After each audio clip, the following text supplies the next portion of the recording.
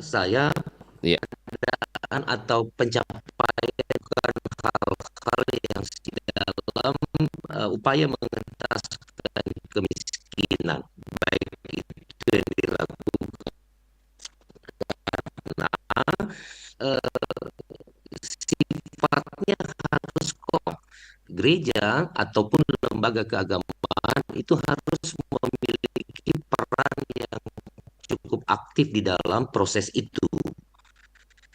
Ruang-ruang edukasi, membuka ruang-ruang pelatihan, ya, memberikan apa namanya terobosan terhadap pencapaian dari kegiatan-kegiatan itu dilakukan oleh lembaga keagamaan, Bung Febrian. Pak Pendeta, mungkin baiknya kita komunikasi lewat by telepon saja Pak Pendeta. Jadi mungkin ini agak jaringan yang terganggu nih, agak terputus-putus suaranya Pak Pendeta. Kita coba lagi Pendeta, kita hubungi lewat telepon biasa saja Pak Pendeta ya. Baik sahabat budaya, kita Bisa jeda juga boleh. Iya siap. Baik sahabat budaya, kita jeda sebentar. Kita akan terhubung dengan narasumber kami. Kita akan mencoba dengan via telepon dulu.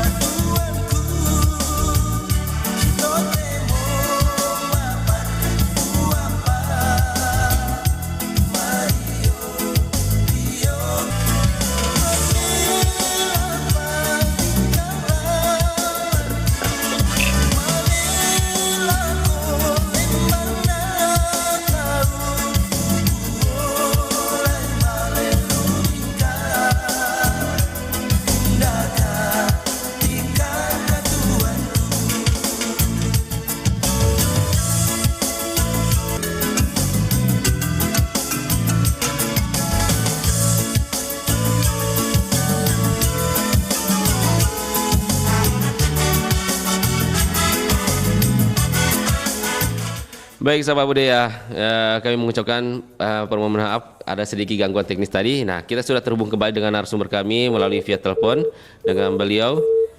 Ya, halo, selamat siang Pak Pendeta. Selamat siang Bu Febrian. Iya, sudah jelas. Kita mungkin kita bertanya kembali Pak Pendeta. Tadi mungkin agak kurang jelas penjelasannya. Saya bacakan kembali pertanyaannya Pak Pendeta. Nah, mungkin perannya, bagaimana lembaga keagamaan dapat berkontribusi secara langsung dalam upaya pengentasan kemiskinan di masyarakat? Nah, mungkin Pak Pendeta bisa jelaskan kepada sahabat budaya kita. Silakan Pak Pendeta. Ya, baik. Bu Febrian dan juga para pendengar RRI di Makassar dan juga di tempat yang lain, memang ketika kita bicara tentang peran lembaga keagamaan di dalam mengentaskan kemiskinan, secara khusus yang ada di Sulawesi Selatan, ini menjadi menarik karena memang sebenarnya topik ini sudah dilakukan oleh banyak lembaga keagamaan. Oh iya. Baik itu kekristenan dalam hal ini gereja, baik itu di dalam kalangan saudara-saudara Muslim lewat program-program zakat dan sebagainya. Kemudian juga agama-agama lain pun saya kira sudah melakukan itu. Namun maka kita harus mencari aspek yang paling mendasar mengapa ada kemiskinan. Tentu itu menjadi hal yang penting untuk kita lihat lebih dalam begitu Bung Febrian. Iya. Nah, kalau kita lebih membantu menurunkan atau mungkin mengetaskan kemiskinan itu sendiri Pak Pendeta. Ya. Jadi di gereja dalam hal ini GPIB, Gereja Protestan di untuk bagian ini di bidang dua itu, di bidang pelkes itu, pelayanan dan kesaksian itu sudah ada program-program diakonia namanya, atau program-program kepedulian terhadap sesama, terhadap lingkungan, gitu ya, selain terhadap warga jemaat. Nah, kemudian kegiatan-kegiatan apa yang dilakukan di bidang Pelkes itu paling tidak dilakukan adalah memberikan diakonia atau bantuan-bantuan secara finansial dan juga dalam bentuk sembako atau apa saja kepada jemaat yang memang terkategori ya Bung, terkategori miskin dalam hal ini, tidak memiliki pekerjaan, lalu kemudian hidup di dalam kesederhanaan dan sebagainya. Karena memang orang miskin itu tidak hanya kita ketemu di lampu merah dan di pinggir-pinggir jalan. Betul ya. Ya, orang yang disebut dengan miskin itu ada dimanapun, termasuk di dalam lembaga-lembaga keagamaan, kita akan bertemu dengan mereka di sana. Nah, kemudian selain program Pelkes itu juga harus ada program di bidang 5 itu pembangunan ekonomi gereja. Nah, di situ gereja coba untuk membangun faktor finansial atau faktor penopang di dalam menjalankan visi misi gereja atau melaksanakan kegiatan-kegiatan. Kita nggak bisa berbicara tentang hal yang besar kalau faktor pendukungnya tidak kuat. Nah, oleh sebab itu memang yang gereja lakukan selama ini, dia membangun ekonominya dulu, begitu ya, membangun ekonomi gerejanya supaya lewat itulah maka program-program kemanusiaan, program-program humanis, program-program kepedulian itu bisa dikerjakan dan dilakukan bagi orang lain di dalam keberadaan dan kehadiran gereja tentunya itu. Berarti memang peran dari lembaga ini memang cukup besar. Apalagi mungkin dari jemaat-jemaat yang mungkin yang memiliki ekonomi ke atas ini memang memiliki kewajiban mungkin menyisihkan sebagian hartanya gitu ya, sehingga pihak lembaga menyalurkan dana dari jemaat tersebut kepada yang berhak, khususnya pada masyarakat miskin, atau bagaimana Pak Pendeta? Ya, betul Bung Peben. Jadi kami mengharapkan memang dan mengajak gitu ya warga jemaat yang secara finansial itu baik, bahkan sangat baik, itu juga untuk berkontribusi di dalam beberapa program-program gereja yang memang menyentuh kepada hal-hal yang berkaitan dengan humanis dan kepada lingkungan lembaga keagamaan yang lain juga. Saya kira itu juga menjadi perhatian kita bersama. Gitu. Jadi kalau kita bicara tentang manusia, berarti kan manusia yang tidak mengenal apa agamanya, maka semua manusia itu punya hak dan punya sesuatu yang memang harus diperhatikan di dalam meningkatkan kualitas kehidupan mereka. Karena itulah lembaga keagamaan itu dibutuhkan untuk bersama-sama berperan di dalam membangun kualitas hidup manusia yang ada di khususnya di Sulawesi Selatan itu ya. Jika kita bicara dalam lokus Sulawesi Selatan, maka kita harus melihat bahwa peran lembaga keagamaan yang ada di Sulawesi Selatan itu sangat dibutuhkan, bersama-sama juga tentunya dengan pemerintah. Berarti bukan saja mungkin lembaga dari Pak Pendeta sendiri bukan hanya bagi jemaat ya Kristen saja atau Protestan saja, tapi melihat dari semua sisi agama. Berarti nilai sisi kemanusiaan yang didepankan ya Pak Pendeta ya. Betul Bung. Jadi memang nilai humanisnya, nilai kemanusiaannya itulah yang menjadi target. Gitu ya. Karena itu gereja kami GPIB Batra Kasih di Perumnas Tidung ini setiap setiap bulan puasa. Gitu, Bung. Setiap bulan puasa itu selalu melakukan, pemuda-pemuda kami selalu melakukan aksi. Gitu ya, membagi dengan gereja saja. Jadi kita karena memang kita melihat bahwa ada begitu banyak juga dalam realitas empirik kita, ada saudara-saudara kita yang memang sangat membutuhkan itu untuk mereka berbuka, untuk mereka sahur dan sebagainya. Juga dengan agama-agama yang ciptaan Tuhan yang memang di dalamnya kita harus hidup dalam kepedulian yang tinggi kepada mereka. Itulah nilai toleransi yang sangat tinggi ya, dijunjung tinggi juga Pak Pendeta ya. Ya, jadi selain nilai humanis tadi, nilai toleransi juga dia menjadi bagian yang menjembatani atau menjadi bagian yang dikerjakan bersama oleh gereja, sehingga memang kita meminimalisir benturan, konflik atau apapun yang selalu saja itu bisa saja terjadi kapanpun dan dimanapun dalam keperbedaan yang ada. Bagi saya, ketika kita berbeda itu indah. Ketika ada sesuatu yang tidak sama, nah itulah manisnya relasi itu. Sehingga memang harus dijaga, harus dirawat dengan baik yang informasi saya dapat bahwa cukup kita bangga sebagai warga Sulsel bahwa ternyata miniatur agama di Sulsel ini cukup bagus, cukup indah dibandingkan dengan daerah lain. Betul. Jadi Sulawesi Selatan ini memang merupakan belakang perbedaan agama, tetapi kita tidak pernah dibenturkan di dalam keperbedaan itu. Dan di situ saya melihat bahwa ada nilai positif yang harus dijaga terus oleh semua kita, semua unsur yang ada di kota ini atau di provinsi ini, karena memang harus menjadi role model begitu ya, Bung Christian, bahwa kalau di tempat-tempat lain, di kota-kota ataupun provinsi lain yang ada, nah Sulsel ini tidak mencerminkan satu kota yang memang sensitif dengan hal itu. Justru dia selalu merawat dan menjaga keperbedaan yang ada di dalam kebersamaan di masyarakat. Itu nilai plus saya kira bagi kita. Nah, Bapak Pendeta, kalau kita melihat sejauh mana ajaran agama dapat mempengaruhi peran lembaga keagamaan dalam pengentasan kemiskinan? Ya, yang pasti bahwa setiap agama, apapun agama, pasti memiliki dogma, ya, memiliki ajaran untuk selalu mengasihi, gitu ya. Jadi mengasihi seperti di kekristenan itu, Alkitab mengajarkan kita untuk mengasihi Tuhan, tetapi juga mengasihi sesama. Nah, ketika ajaran itu diimplementasikan di dalam kehidupan gereja dan juga kehadiran gereja di dalam seluruh aspek kehidupan yang ada, dia tidak hanya mengasihi internalnya, dia tidak boleh hanya mengasihi orang-orang yang ada di dalam lingkup gereja itu, tapi kepada semua manusia, kepada siapapun itu. Nah, jadi konsep mengasihi itu dia harus sifatnya universal, tidak bisa eksklusif atau tidak bisa hanya kepada bagian-bagian internal yang ada. Itu pertama.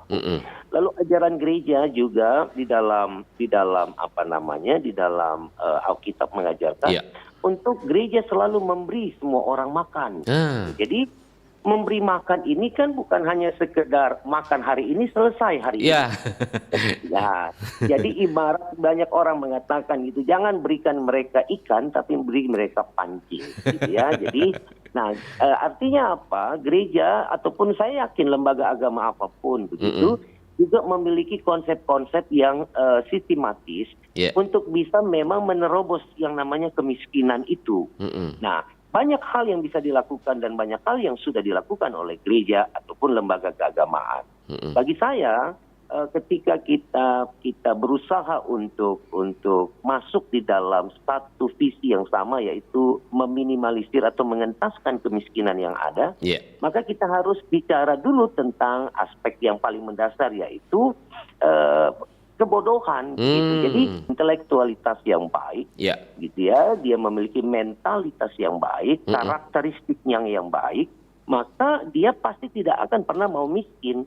Gitu. Jadi miskin itu bukan menjadi mentalitas yang kemudian dipakai untuk mendapatkan keuntungan. Nah, jadi itu yang saya pikir kita harus juga melihat dalam aspek itu, karena itu gereja. Kami di sini punya satu PAUD dan TK, gitu ya. Nah, saya katakan buat gereja, buat pengurus dan buat yayasannya bahwa ini harus menjadi sesuatu yang bisa juga memberkati orang lain di luar gereja. Artinya lembaga pendidikan itu harus ditata dan dikelola dengan apik, dengan bertanggung jawab, bukan mengejar profit, tetapi justru nilai-nilai bagaimana orang lain yang juga mungkin ingin sekolah anaknya tetapi tidak memiliki dana yang baik. Nah, kita berikan ruang itu, ya, kita berikan kesempatan itu, dan supaya mereka juga bisa pintar gitu. Nah, ketika orang memiliki kepandaian, memiliki sesuatu dalam dirinya, maka dia akan distimulus gitu untuk didorong untuk bisa meningkatkan kualitas hidup. Itu sebabnya gereja di GPIB yang ada di Sulawesi Selatan, Sulawesi Barat, Sulawesi Tenggara, kami bersepakat untuk meningkatkan. Jadi perhatian gereja bukan hanya kepada hal-hal yang sifatnya membagi sesuatu untuk sesama, tetapi juga menciptakan ruang-ruang yang mana itu bisa juga menjadi bagian yang menopang dan memberdayakan sesama, Bung Febrian. Berarti sejauh ini dari lembaga pemerintah ini tidak hanya memberikan bantuan tos saja, Berarti memberikan sebuah pembinaan atau mungkin memberikan pembelajaran gitu kepada masyarakat supaya menghindar kata bodoh tadi itu ya, atau bagaimana Pak Iya, Pendeta? jadi betul, ruang-ruang edukasi, Mm-mm. pelatihan-pelatihan dan juga membangun usaha-usaha milik gereja itu Iya. dilakukan. Ya, Oh, ya, ya. jadi dalam bentuk koperasi atau kredit union, ya, Mm-mm. membangun balai-balai pengobatan, membangun lembaga-lembaga pendidikan, Bung. Ya, Itu merupakan bagian yang terhubung dengan bagaimana upaya yang dilakukan oleh gereja dalam hal mengentaskan kemiskinan itu. ya, Gitu. Jadi kita tidak bisa bicara mengentaskan kemiskinan 1-2 hari ke depan atau 1-2 tahun ke depan. ya, Tapi ini proses panjang yang memang harus dibangun di dalam sebuah bentuk pembelajaran, bentuk edukasi yang memang terus kontinu dilakukan agar sumber daya manusia itu dia memiliki intelektualitas yang baik, agar bisa mereka kemudian membangun kehidupannya juga lebih baik. ya. Nah, terkadang juga Pak Pendeta ini mungkin ada orang yang berpikiran bahwa oh iya, kita lembaga agama itu memiliki program-program memang pengentasan kemiskinan. Tapi terkadang ada masyarakat berpikiran bahwa wah, ini orang mau bantu masyarakat miskin, tapi ada tujuan atau tujuan lainnya. Mungkin mungkin kita paham lah Pak Pendeta ya. Mungkin ini Ya. orang berpikiran wah, ada tujuan lain dia mau bantu kita ini. Mungkin agama lain juga begitu. Apakah bagaimana menurut pandangan Pak Pendeta sendiri? Ya, memang konsep berpikir orang itu kan tidak bisa kita batasi atau tidak bisa kita meminta mereka untuk memahami kita secara komprehensif begitu ya, Iya, Bung Febrian. Iya. Nah, ketika misalnya satu lembaga keagamaan, katakanlah gereja melakukan sebuah upaya-upaya untuk mengentaskan kemiskinan yang melewati batas internalisasinya. Ya, jadi dia keluar Yeah. dari gereja itu. Nah, orang kadang-kadang menganggap begini, wah ini jangan-jangan kristenisasi. Iya, betul. Ya itu, begitu juga agama lain. Betul. Nah, begitu ya. Jadi ketika ada misalnya saudara-saudara muslim juga melakukan hal itu, kemudian juga lalu dipakailah pikiran-pikiran negatif, wah apakah ada udang di balik rempeyek atau segala macam dan segala macam. Nah, saya kira memang cara berpikir kita yang harus kita ubah, gitu ya. Karena ketika kita ada di dalam kebersamaan dan memiliki visi misi yang sama untuk membangun sumber daya manusia Indonesia ataupun masyarakat Sulawesi Selatan untuk lebih baik ke depannya, maka memang dibutuhkan juga kerjasama, Bung Febrian, menurut saya. Jadi tidak bisa hanya dilakukan secara pribadi sendiri, begitu ya, tetapi harus ada bangunan-bangunan kerjasama yang dilakukan baik di antara lembaga-lembaga keagamaan dan juga bersama dengan pemerintah. Marilah kita masuk di dalamnya begitu, bersinergi di dalam program pemerintah itu untuk melakukan hal-hal yang memang sejalan begitu dengan apa yang pemerintah inginkan supaya menekan angka-angka kemiskinan di Provinsi Sulawesi Selatan. Nah, ketika itu disatukan pada satu program bersama, saya kira pikiran-pikiran seperti itu primordialisme yang model itu bisa ditekan, gitu ya, agar memang orang akan melihat begini, bahwa ini kerja bersama untuk tujuan bersama. Gitu. Jadi seperti itu yang sebenarnya harus dilakukan oleh lembaga keagamaan dalam relasinya dengan pemerintah, menurut saya, Bu. Dan mungkin ditegaskan bahwa ini murni memang untuk membantu pemerintah untuk mengentaskan kemiskinan, ya Pak Pendeta ya. Iya, jadi memang tidak ada motivasi ataupun keinginan yang lain di balik upaya-upaya yang dikerjakan, gitu kan? Sehingga memang kita harus melihat bahwa program ini menjadi program bersama yang harus ditopang dan didukung. Gitu. Nah, kami banyak warga masyarakat yang sekolah di gereja ini, Bu. Tidak hanya orang Kristen, ada begitu banyak. Nah, ketika mereka awalnya mungkin ragu begitu ya, kok jangan-jangan anak saya sekolah nanti kemudian dia diajarkan soal dogma ajaran Kristen, lalu dia nanti enggak. Itu justru poin itu enggak ada. Justru poin yang dipentingkan itu adalah bahwa semua harus punya kepandaian, semua harus punya ilmu pengetahuan yang baik. Betul. Nah, gereja hanya menyiapkan ruangnya, gitu. Nah, bagaimana nanti ke depannya itu kan si anak atau si siswa inilah mereka yang akan mengembangkan dirinya. Betul. Jadi memang kami bangga karena sekolah kami tidak justru kalau kita pakai persentase angka gitu ya. Baik.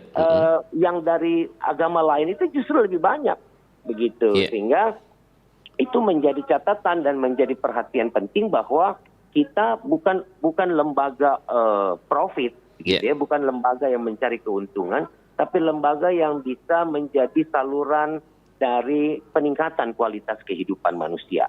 Baik. Itu yang sebenarnya kalau semua lembaga keagamaan berpikir sama, Bung Febrian, saya kira tingkat kemiskinan dimanapun itu bisa diminimalisir. Baik, Pak Pendeta. Nah, mungkin kita sudah ketahui bahwa ada beberapa program dari lembaga Pak Pendeta sendiri itu membantu pemerintah mengentaskan kemiskinan. Nah, tantangan utama dalam menjalankan program-program tersebut yang selama ini dijalankan oleh Pak Pendeta dan teman-teman yang lain, bagaimana? Apa tantangannya terberatnya?